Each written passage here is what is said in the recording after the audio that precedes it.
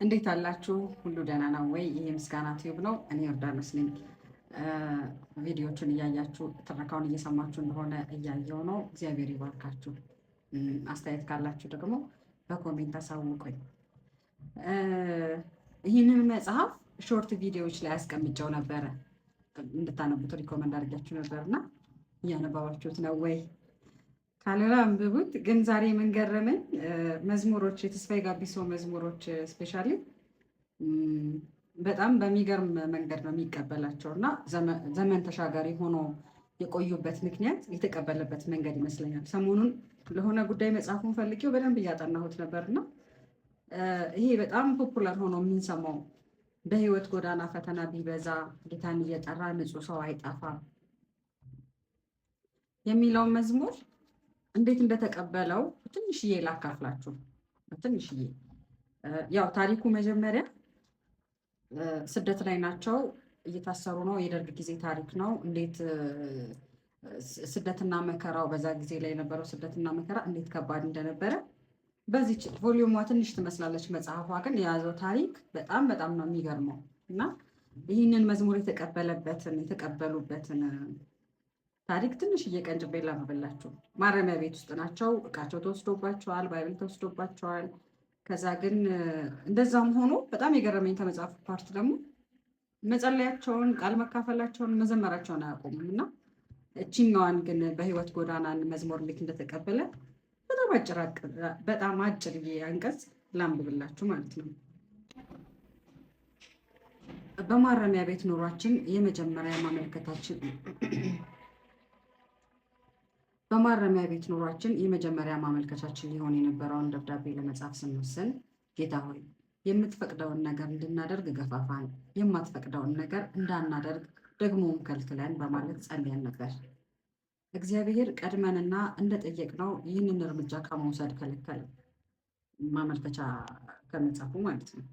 ሁኔታውን አስመልክቶ ከ5 ቀናት በኋላ በ6ኛው ወር በ76 ዓመተ ምህረት በማስታወሻዬ ላይ ያሰፈርኩት ጸሎት እንዲህ የሚል ነበር። ጌታ ሆይ ይህ በአንተ ዓይን ቀላል ነው። ከዚህም የሚበልጥ ብታደርግ የሚከለክልህ የለም። ይህን አውቀናል። ስራህን ቀጥል፣ ምድርም አምላክነትህን ትወቅ። እኛም እስከ መጨረሻ እንገዛልሃለን። ግዛን። ከንብረት ጋር አልተፈጠርንም፣ ከንብረት ጋርም አንሞትም። ንብረቱ ሳይመለስልን ቢቀር እየወሰደብን ወገን እንጂ የእኛ ነፍስ አትጎዳም። ስለ ስሙ የተደረገውን ሁሉ ተመልክቶ የፍትህ ስራውን ለፈጸመ ለእግዚአብሔር ክብርና ምስጋና እስከ ዘላለሙ ይሁንለት። እግዚአብሔር ከሰማይ ወርዶ ሲረዳን ታይቷልና እንግዲህ ይህንን የመሰለ ሁኔታ ውስጥ ነበር የሚከተለውን የዝማሬ ሀሳብ ሊመጣ የቻለው። በህይወት ጎዳና ፈተና ቢበዛም ጌታን እየጠራ ንጹህ ሰው አይጠፋም እያለ መዝሙሩ ይቀጥላል እና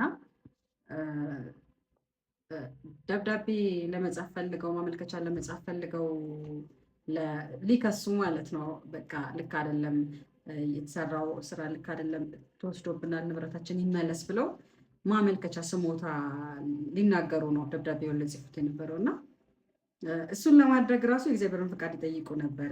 ከዛ እግዚአብሔር ከለከላቸው። ግን በሰዓቱ ደግሞ እግዚአብሔር ወርዶ ሲረዳቸው ሌላ ቦታ ላይ ሌላ አንቀጽ ላይ ስንተኛው ገጽ እንደሆነ አላውቅም፣ የደርጉ ባለስልጣን ምን ይላቸዋል? እስቲ እግዚአብሔር ከሰማይ ወርዶ ሲረዳችሁ እናያለን ይላቸዋል ማለት ነው። እስቲ ሲረዳችሁ እናያለን፣ በቃ ባናምነንም እሱ ያድነናል ሲሉት እስቲ እናያለን ሲረዳችሁ ብሎ ይሳለቅባቸዋል። እና የእውነት ደግሞ እግዚአብሔር ረዳቸውና ያንን ሁኔታ በድል ተወጡ። እቃቸውም ማመልከቻም ክስ ውስጥም ሳይገቡ እቃቸው ተመለሰላቸው እና ያ እኛ ሁሌ የምንዘምረውን የምንደነቅበትን መዝሙር በህይወት ጎዳና ፈተና ቢበዛም ጌታን እየጠራ የሚለውን መዝሙር ተቀበለ ማለት ነው። እና እባካችሁ አንብቡት። በጣም ነው ስለተከታተላችሁ የማመሰግነው።